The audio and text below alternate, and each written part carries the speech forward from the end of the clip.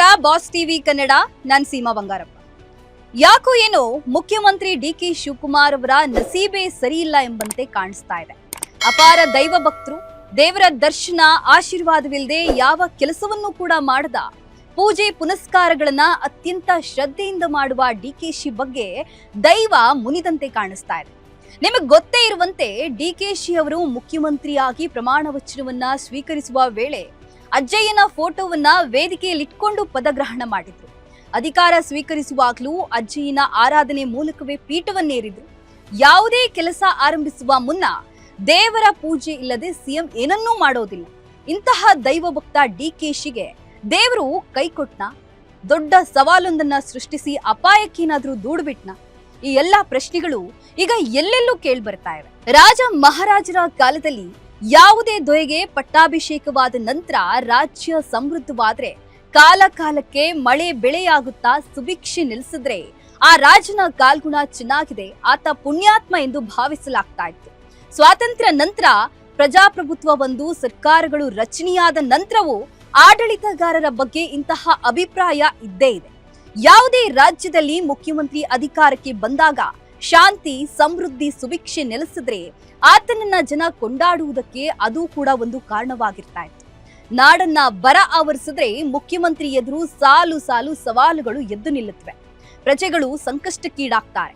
ಈ ಸಂದರ್ಭದಲ್ಲಿ ಸಾಮಾನ್ಯವಾಗಿ ನಾಡದೊರೆ ಮುಖ್ಯಮಂತ್ರಿ ಬಗ್ಗೆ ಕುಹಕದ ಮಾತುಗಳು ಕೇಳಿಬರುತ್ತವೆ. ಹಿಂದೆ ಎಸ್.ಎಂ. ಕೃಷ್ಣ ಅವರು ಮುಖ್ಯಮಂತ್ರಿಯಾಗಿದ್ದಾಗ ರಾಜ್ಯದ ತುಂಬೆಲ್ಲ ತೀವ್ರ ಬರಗಾಲ ಆವರಿಸಿತ್ತು. ರೈತರು ತತ್ತರಿಸಿ ಹೋಗಿದ್ರು. ಸಾವಿರಾರು ಎಕರೆ ತೋಟಗಳು ಒಣಗಿ ಹೋಗಿದ್ವು. ಲಕ್ಷಾಂತರ ಎಕರೆ ಫಸಲು ನಷ್ಟವಾಗ್ತಾ ಇತ್ತು. ತೆಂಗು ಬೆಳೆಗೆ ನುಸಿಪೀಡೆ ರೋಗ ಬಂದು ಅನ್ನದಾತ ತಲೆ ಮೇಲೆ ಕೈ ಹೊತ್ಕೊಂಡು ಕುಳಿತುಬಿಟ್ಟಿದ್ದ. ಆ ಬರದ ತೀವ್ರತೆ ಯಾವ ಮಟ್ಟಕ್ಕೆ ಇತ್ತು ಅಂದ್ರೆ 2004ರಲ್ಲಿ ಚುನಾವಣೆಯಲ್ಲಿ ಕಾಂಗ್ರೆಸ್ ಸರ್ಕಾರದ ಸೋಲಿಗೆ ಆ ಬರಗಾಲದ ಹೊಡೆತವೇ ಕಾರಣವಾಗಿತ್ತು. ಎಸ್.ಎಂ. ಕೃಷ್ಣ ಸೋತು ಅಧಿಕಾರವನ್ನ ಕಳೆದುಕೊಂಡ್ರು. ಕಾಂಗ್ರೆಸ್ ಜೆಡಿಎಸ್ ಸಮ್ಮಿಶ್ರ ಸರ್ಕಾರ ಬಂದು ಧರ್ಮಸಿಂಗ್ ಮುಖ್ಯಮಂತ್ರಿಯಾಗುತ್ತಲೇ ವ್ಯಾಪಕವಾಗಿ ಮಳೆಯಾಗಿ ಜಲಾಶಯಗಳು ಭರ್ತಿಯಾಗಿತ್ತು. ನಾಡಿಗೆ ಮತ್ತೆ ಸಮೃದ್ಧಿ ಮರಳಿತ್ತು. ಈ ಹಿನ್ನೆಲೆ ಆಗ ಪತ್ರಿಕೆಗಳು ರಾಜ್ಯದಲ್ಲಿ ಧರ್ಮರಾಯನ ಆಡಳಿತ ಬಂದಿರೋದ್ರಿಂದ ವರುಣ ಕೃಪೆ ತೋರಿದ್ದಾನೆ ಎಂದು ವ್ಯಾಖ್ಯಾನಿಸಿದ್ರು. ಕಳೆದ 3 ವರ್ಷಗಳಿಂದ ಸಿದ್ದರಾಮಯ್ಯ ಅವರು ಅಧಿಕಾರದಲ್ಲಿದ್ದಾಗಲೂ ರಾಜ್ಯದಲ್ಲಿ ಮಳೆ ಬೆಳೆ ಚೆನ್ನಾಗಿಯೇ ಆಗುತ್ತಾ ನೆಮ್ಮದಿ ನೆಲೆಸಿತ್ತು. ಆದ್ರೆ ಇದೀಗ ಎಲ್ಲವೂ ಏರುಪೇರಾಗತೊಡಗಿದೆ.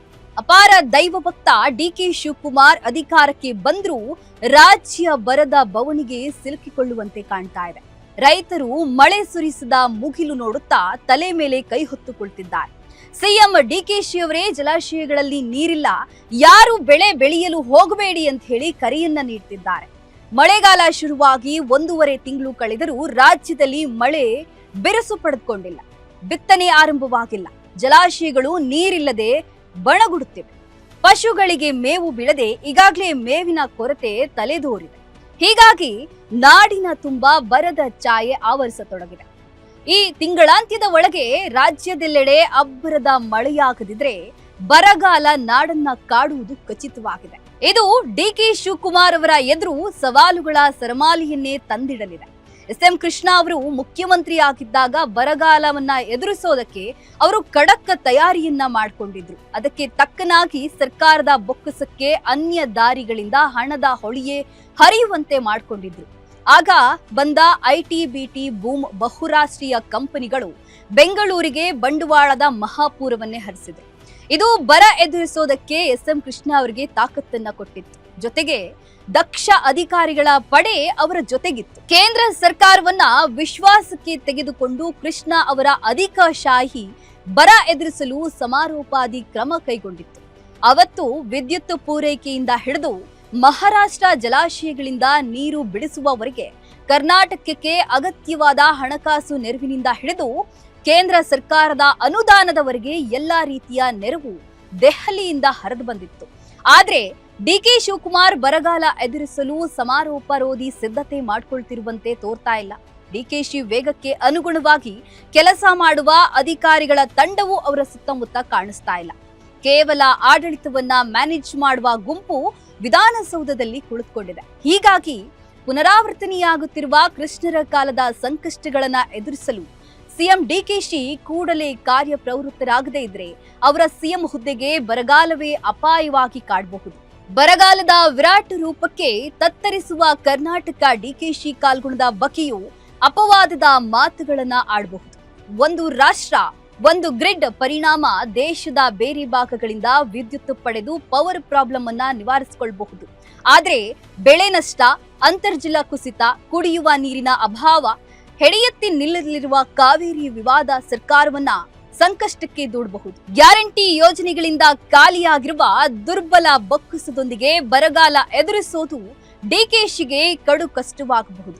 ಕರಾವಳಿ, ಕೊಡಗು, ಮಲೆನಾಡು ಭಾಗದಲ್ಲಿ 2-3 ದಿನಗಳಿಂದ ಕೊಂಚ ಮಳೆ ಆರಂಭವಾಗಿದ್ದು ಇದು ರಾಜ್ಯಕ್ಕಿಲ್ಲ ಹಬ್ಬಿ ವರ್ಷಧಾರೆ ಆರ್ಭಟಿಸದೇ ಇದ್ರೆ ಬರಗಾಲದ ಹೊಡೆತಕ್ಕೆ ರಾಜ್ಯ ಹೈರಾಣಾಗುವುದು ಖಚಿತ.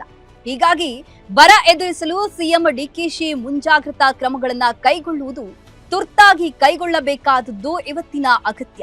ಮುಖ್ಯಮಂತ್ರಿ ಡಿಕೆ ಶಿವಕುಮಾರ್ ಎಚ್ಚೆತ್ತುಕೊಳ್ಳಿ. ಅವರು ನಂಬಿರುವ ದೈವ ಅವರನ್ನ, ಅವರ ಕುರ್ಚಿಯನ್ನ ಬರಗಾಲದ ಹೊಡೆತದಿಂದ ಕಾಪಾಡಲಿ, ವರುಣ ಕೃಪೆ ತೋರಲಿ ಎಂದು ಪ್ರಾರ್ಥಿಸೋದೊಂದೇ ನಮ್ಮೆಲ್ಲರ ಮುಂದಿನ ದಾರಿಯಾಗಿದೆ.